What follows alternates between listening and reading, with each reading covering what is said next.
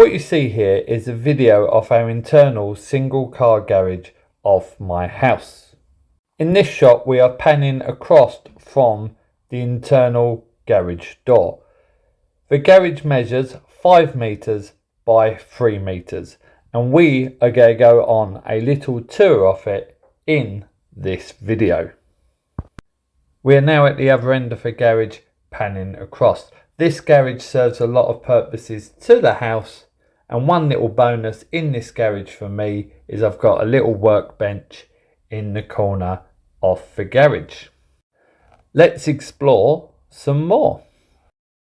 I'm a bit of a collector of hobbies, and one of my other passions is performing magic, and here in this box I store my magic collection.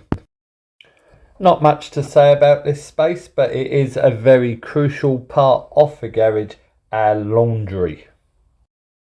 Here we have a facility to hang and dry clothing and some general storage. The plastic boxes you can see at the bottom of the screen, most of those are empty at this moment, and this is a temporary storage and sort out space. And here we have our electric bikes. My wife and I run a company called Science in a Van. We go into schools and we do science shows, and this is where we store our props when they're not in the van. This is what that space looked like without the props there, and the piece of wood laying across there is a nice solid wood countertop from a friend's house. These shelves are general storage, things for Science in a Van, things for around the house. I've got a few bits and bobs of projects up there, and right at the top is stuff like camping and picnic equipment.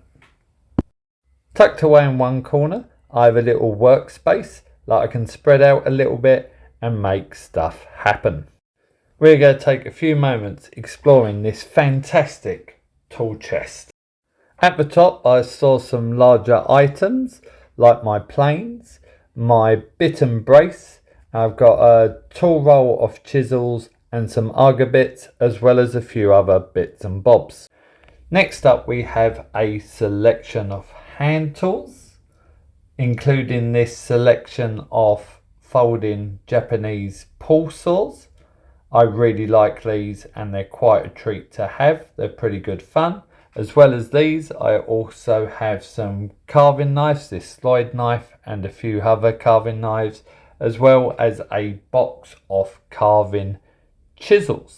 There are some small files here and a selection of card scrapers, as well as a Kevlar carving glove. A selection of drawing implements and knives and their blades, as well as a set of set squares and some circle and oval templates. Painting supplies, various sketchbooks and cardstock. We have a collection of sandpaper, drill bits and some other tools like my hex keys here and a socket set. I also store a few other bits and bobs in here, including my sharpening stones. Here we have a small selection of power tools. I love this rotary tool here. It's very useful and you can't go wrong with a hairdryer and a power drill on hand as well. A few hammers, wrecking bars, as well as my equipment for electronics. At the bottom I store some solvent glues, some other little bits and bobs of paint, as well as some of my fixings. On the back of this unit I store my PPE for around the workshop. It's story time about the tool wall behind me here. For a few of the projects in Science in the Van, I ended up with a selection of tools and some power tools. And then in 2019, I did a course in woodworking with hand tools. And I really got into that, and it reawakened my making as well. But I ended up with quite a collection of tools, and they all were stored in 2 boxes. And if I needed a tool, I'd empty those 2 boxes out across my garage floor. I had no workbench at the time, and by the time I got all my tools out, I'd have nowhere to work. Also, another thing that happened is I'd start searching through these boxes looking for a tool, and when I wanted to open a jar of varnish, I found this, and this here is a Japanese marking knife, and it was the first sort of high-end woodworking tool I brought. And if you want to know, are they good for opening a jar of varnish? Surprise, surprise, they're not that great at it. So I decided, do I want a tool wall? And I kind of thought, are they just a thing that people have on show? Is it really a practical thing? And I did lots of sort of rabbit hole researching online, and I thought I'd give it a go.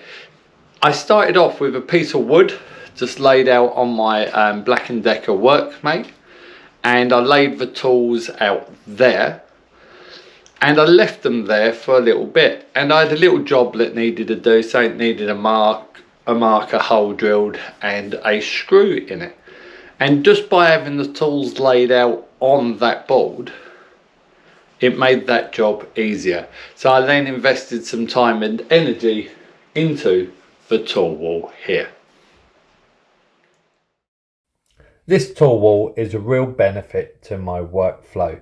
Having everything laid out visibly in front of me is really useful. Every tool has a place and is in its place. If my workbench does become a bit of a mess, I can tidy it up quite quickly.